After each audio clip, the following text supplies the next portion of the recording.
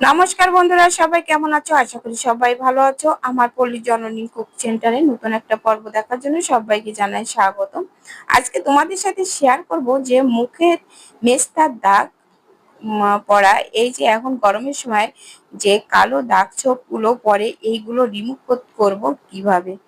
তো আজকে আমি একেবারে ঘরোয়া পদ্ধতিতে এই মুখের কালো দাগ ছোপ গুলো তোলার একটা ভিডিও তোমাদের সাথে শেয়ার করব। তো বন্ধুরা, এই ভিডিওটা দেখতে থাকো, কেউ স্কিপ করো না, প্রথম থেকে শেষ পর্যন্ত। আশা করি ভালো লাগবে। আর দেখার শুরুতে বন্ধুরা একটা লাইক করে দিও, আর নতুন বন্ধুরা আমার চ্যানেলটা সাবস্ক্রাইব করে পাশে থেকো। তো চলো কথা না বাড়িয়ে মূল পর্বে যাওয়া যাক। তো দেখো, রেমেডিটা তৈরি করার জন্য নিয়েছি পেঁপের পাতা। পেঁপের পাতাগুলো ভালো করে ধুয়ে পরিষ্কার করে নিয়েছি। আর নিয়েছি অ্যালোভেরা। অ্যালোভেরা টুকরোটাও ভালো করে ধুয়ে রেখে দিয়েছি। নিয়েছি একটা লেবু আর একটু তুলো। এই হচ্ছে আমার আজকের রেমেডি তৈরি করার সরঞ্জাম। তো দেখো, পাতাগুলো আমি ভালো করে ধুয়ে এই যে ছোট করে চিড়ে নিয়ে আমি নোড়া দিয়ে আমি থেতো করে নিচ্ছি। থেতো করে এর একটু রস বের করে নেব।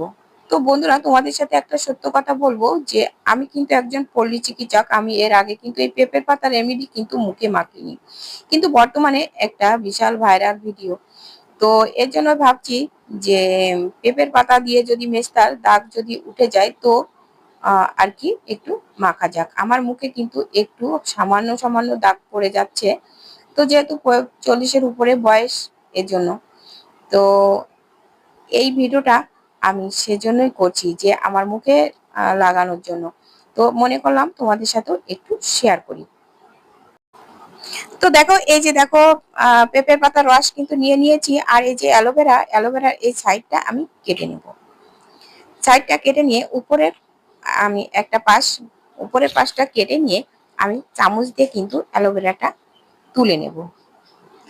তো বন্ধুরা, নিশ্চয়ই আমার যে সকল বন্ধুদের কাছ থেকে আমি এই ভিডিওটা দেখেছি, তারা হয়তো জানে যে নিশ্চয়ই এটা কার্যকারী, কোনো ক্ষতি হবে না।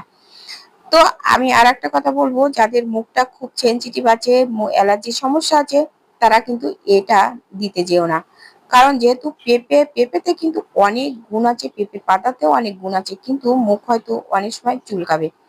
তো এজন্য বলছি। তো আমার মুখটাও কিন্তু খুব সেনসিটিভ। তো দেখো, এদিকে অ্যালোভেরা জেলটা কিন্তু এভাবে আমি চামচ দিয়ে তুলে নিলাম। তো কিনা যে অ্যালোভেরা জেল, সেটাও কিন্তু ব্যবহার করা যাবে। তবে আমার কাছে আছে, বাড়িতে অ্যালোভেরা রয়েছে, সেই অ্যালোভেরাটাই আমি দিয়ে দিলাম। দিয়ে এই যে এই রেমেডিটা কিন্তু আমার রেডি হয়ে গেছে। এবার এটা সরিয়ে রেখে আর একটা সিরাম তৈরি করে নেব। তার জন্য লাগবে আমার লেবু রস। তো নিয়েছি একটা লেবু থেকে একটু কেটে আমি একটু লেবু রস নিয়ে নেব। এই যে দেখো, আমি আলাদা করে একটা সিরাম তৈরি করে নিচ্ছি। এই যে দেখো, নিয়ে নিলাম আমি 1 চামচ মতো লেবু রস। তো এটা কিন্তু একেবারে পাতি লেবুর রস। তো আর এই সাথে আমি দিয়ে দেব এই যে একটু নারকেল তেল। তো দেখো, আমি নারকেল তেল দিয়ে একটা সিরাম তৈরি করে নিলাম। তোমাদের কাছে যদি ভ্যাসলিন থাকে, তো ভ্যাসলিন দিয়েও করে নিতে পারবে। কিন্তু দেখো, আমাদের নারকেল তেলটা কিন্তু বাড়িরই নারকেল তেল। তো ত্বকের জন্য নারকেল তেল কিন্তু খুবই উপকারী। তো এই যে দেখো, সিরামটা তৈরি করা হয়ে গেল। এবার দেখো মুখে আমি কিভাবে অ্যাপ্লাই করি। তো দেখো, মুখটা কিন্তু আগে থেকে একটু ভালো করে ধুয়ে পরিষ্কার করে নিতে হবে। তো আমি মুখে একটু অ্যাপ্লাই করছি, দেখো কি রেজাল্ট হয়। তবে এই যে দেখো, একটু তুলো নিয়েছি, নিয়ে দেখো, তুলোতে আগে মুখটা ধুয়ে পরিষ্কার করে নিয়েছি। এই যে দেখো, আমার কিন্তু এই যে মেস্তার দাগ কিন্তু পড়া শুরু হয়ে যাচ্ছে।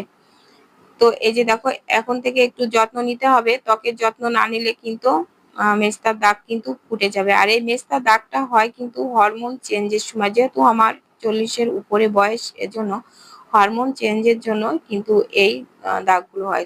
তবে এটা ভয় পাওয়ার কোনো কারণ না। এটা পরবর্তীতে ঠিক হয়ে যাবে। এরকম একটু ত্বকের একটু কেয়ার নিলে হয়ে যাবে। আর কি জানো তো, এমনও দিন হয় যে আমাদের আয়নার সামনে দাঁড়ানো কিন্তু সময় থাকে না, যে নিজের ফেসটুকু দেখারও সময় থাকে না আমাদের গৃহিণীদের। এমনই হয় কিন্তু। তো যখন যা অ্যাপ্লাই করব, তোমাদের সাথে শেয়ার করব, এটাই আর কি। আর এই যে দেখো, তুলো দিয়ে এই যে আমি এটা পুরো মুখই এইভাবে অ্যাপ্লাই করে নিচ্ছি। তো তবে আমি মনে করি যে তোমাদেরকে বলবো যে সবার ত্বক কিন্তু এক না, অনেকের সেনসিটিভ আছে, তাদের সে ত্বকে কিন্তু না লাগানোই ভালো। তবে আমার মুখটাও কিন্তু ওরকম, আমি কিন্তু কোনো কিছু মানে মুখে অ্যাপ্লাই করতে পারি না, করলে আমার মুখটা চুলকায়।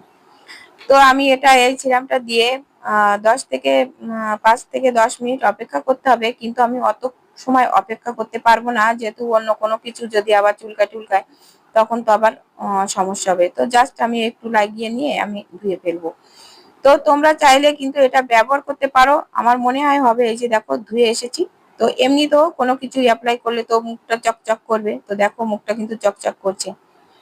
তো আর এই যে দেখো যে আর কি যে নারকেল তেল আর লেবু দিয়ে যে সিরামটা তৈরি করলাম, তো সেটা দিয়ে এই যে মুখে একটু মাসাজ করে নেব। একটু সময় দিলে না রক্ত সঞ্চালন হবে। আর এটা কিন্তু হাতে পায়ে লাগাতে পারবে, যেখানে দাগ আছে লাগাতে পারবে, নিশ্চয়ই কাজ করবে। হয়তো 1-2 সপ্তাহ একটানা এটা মেখে যেতে হবে। তবে আমার সেনসিটিভ ত্বক, আমি এটা মাখতে পারবো না, হয়তো আমার মুখটা চুলকাবে। তো এই জন্য তাড়াতাড়ি আমি মুখটা ফ্রেশ করে ধুয়ে নিলাম। তো তোমরা চাইলে কিন্তু মাখতে পারো। তো বন্ধুরা, আজ এ পর্যন্ত। দেখা হবে পরবর্তী ভিডিওতে। ততক্ষণে তোমরা ভালো থেকো, সুস্থ থেকো। নমস্কার বন্ধুরা।